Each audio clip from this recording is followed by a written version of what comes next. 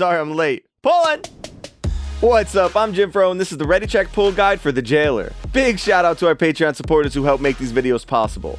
The Jailer is the final boss of the raid, and it's an almost entirely single target fight with 3 different phases. In phase 1, you rotate around the room while occasionally jumping into these holes in the ground whenever you get one of the bomb debuffs.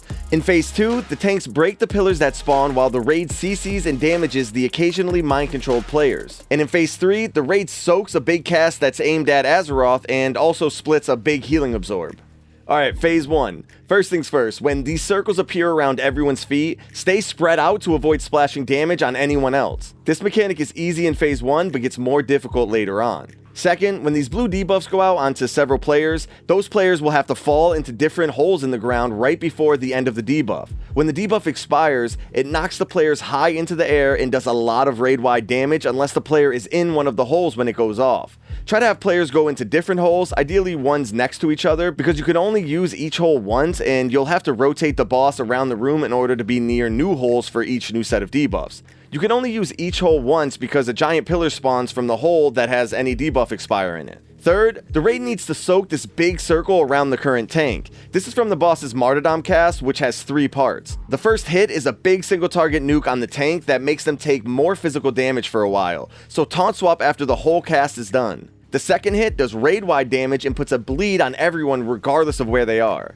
And the third hit does a massive amount of physical damage that gets split between anyone in the tank's circle. This also knocks everyone away from the tank, so be careful not to get knocked into a hole. Fourth, run away from the boss when he pulls everyone to him. He does fall off damage to the raid shortly after the pull, so everyone should at least move outside of the circle around the boss. A pre-placed gateway from a warlock is a really nice way to get everyone out quickly to the same spot. Fifth, and most importantly, line of sight the boss behind one of the pillars that spawns whenever he casts Relentless Domination. If you don't, you get mind controlled and the raid has to kill you, which is a super bummer. This cast will also despawn any of the pillars that are out. On Heroic, after this cast goes off, lines are aimed at several players that do damage to anyone they hit after a couple seconds. Just try avoid getting hit by any of the lines that aren't aimed at you. This phase ends after 3 minutes once you don't have any holes left and phase 2 starts. Now let's talk about phase 2. First, the same circles from phase 1 occasionally appear around everyone's feet, except in this phase, they also leave swirlies on the ground where the circle expires, which explodes after a second, doing a ton of damage to anyone they hit. So spread out even more than you did in phase 1 and quickly move away from the swirlies. Second, the tanks have to use the boss's Shattering Blast cast to destroy pillars that he spawns from 3 sides of the room. The cast does a ton of damage to anyone within the circle around the tank and destroys a pillar within the circle. Destroying the pillars lets you stay in phase 2 longer and burn more of the boss's health. Each blast can only destroy 1 pillar, so the tank needs to destroy the one that's closest to the middle of the room each time.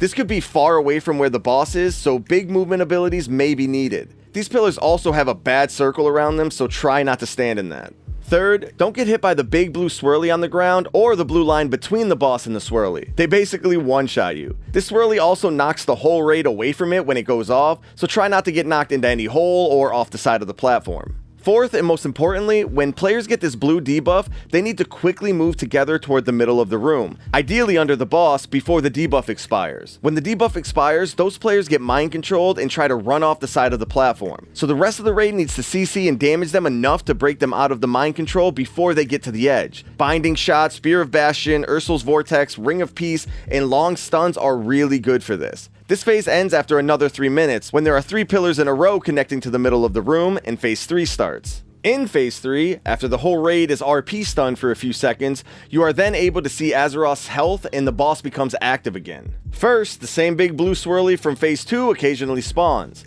Second, everyone needs to quickly move out of the dark pool on the ground that spawns at a random ranged player's feet. This comes from the boss's Defile cast, and this pool grows massively if anyone touches it, doing crazy dot damage to anyone standing in it. Do not get hit by this pool or else it will probably grow to cover the entire room and wipe the raid. And try to move the boss away from each pool to make them easier to avoid.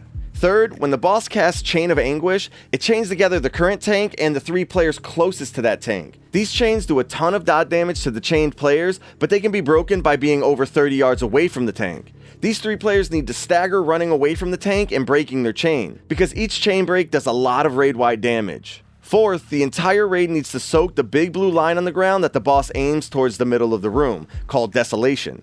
Soaking this line reduces the amount of damage it does to Azeroth, which delays the raid wiping when Azeroth's health gets to 0. Everyone who soaks takes one big hit of magic damage, so make sure everyone is healthy.